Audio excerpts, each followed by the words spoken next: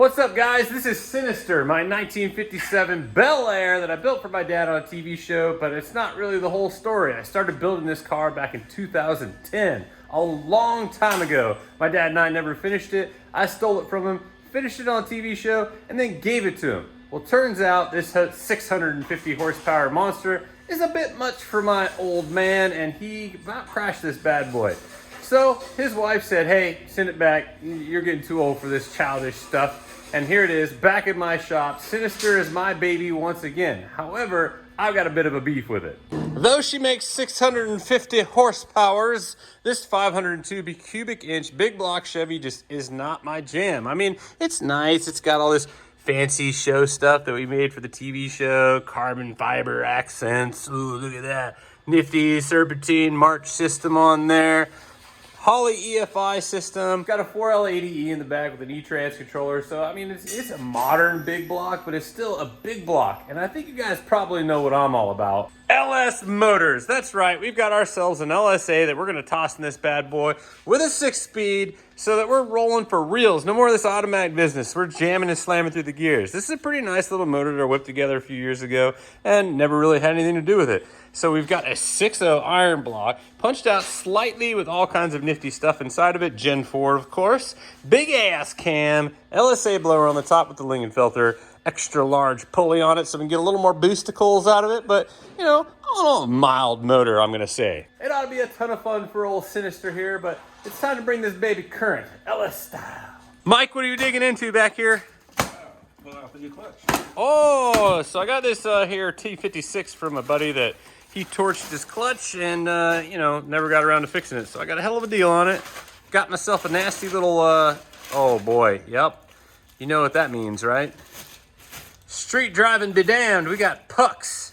So a puck clutch like that is way more aggressive. It really grabs that flywheel, but that makes it a little less comfortable for driving on the streets. But, I mean, it's gonna be a pretty rowdy car. Who cares about comfort, right? What do you think? Does this look like nice stuff? Oh yeah, run that stuff. Okay, cool. All right, well, why don't you do your thing, guy? All right, man.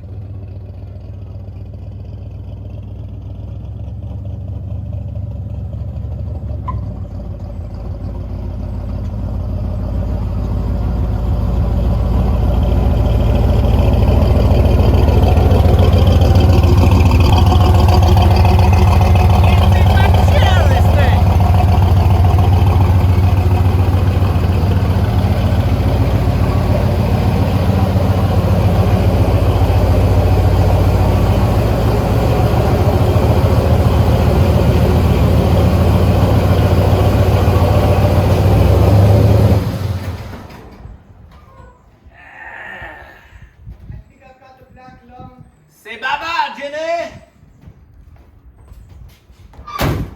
Dude, there's smoke coming out of everything. Hi, baby!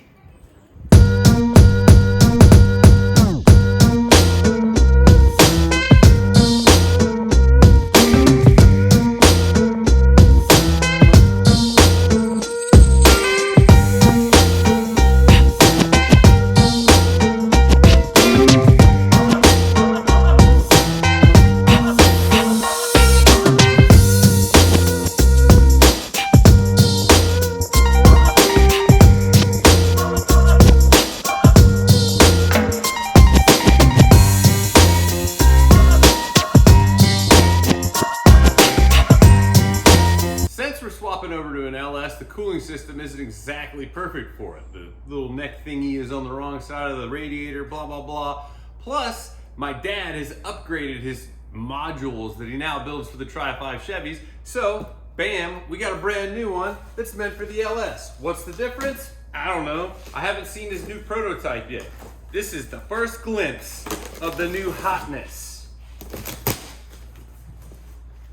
Well packaged, sir. Well packaged indeed. What do we got here?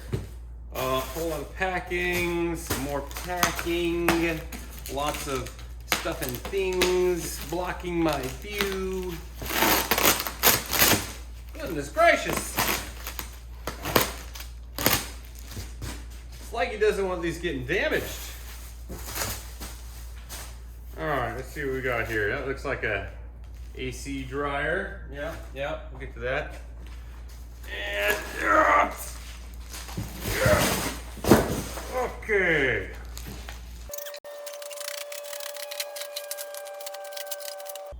Whew! Man, that thing was packaged well. All right, let's have a closer look at things. So he's added in some bead rolling on the top. I like that. Still got some dimple dies. I like that a lot. Always had these dimple dies. Nice standoff for the radiator and everything. It puts it out in front of the core support on a Tri-5. I like this. This is a big change. This used to be like a wide open bracket thingy bar for the core support. Now it looks a lot more stylish, even though you can't see it. That's a nice upgrade. I dig it. So this is the old system. As you can see, the radiator is on the wrong side because we had a big block in there.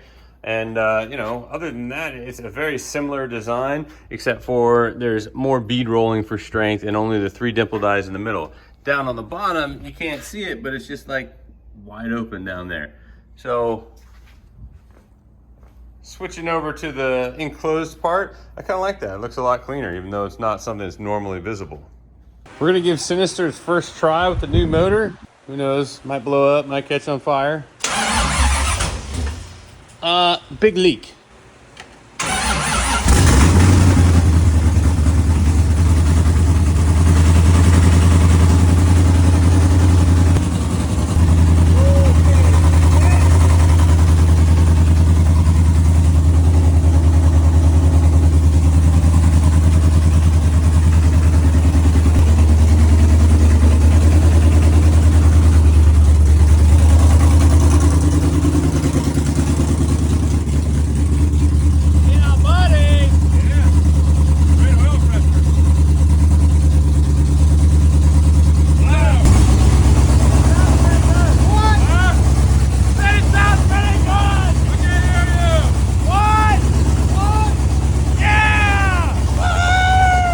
Time seeing a Sinister move under his own power.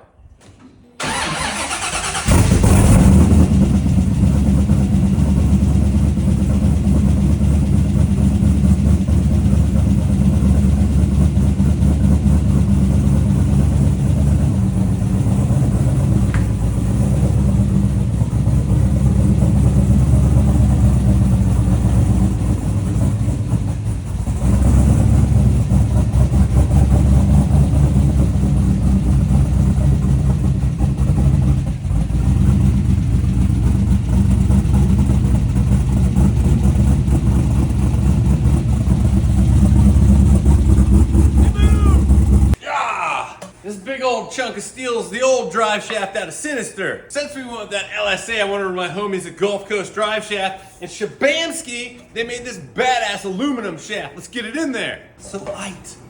All right, Mike, stuff it in there. Finagle past that drive shaft loop. Here we go. Another perfect fit. That's a good looking shaft. Mighty nice shaft. Gulf Coast Driveshaft.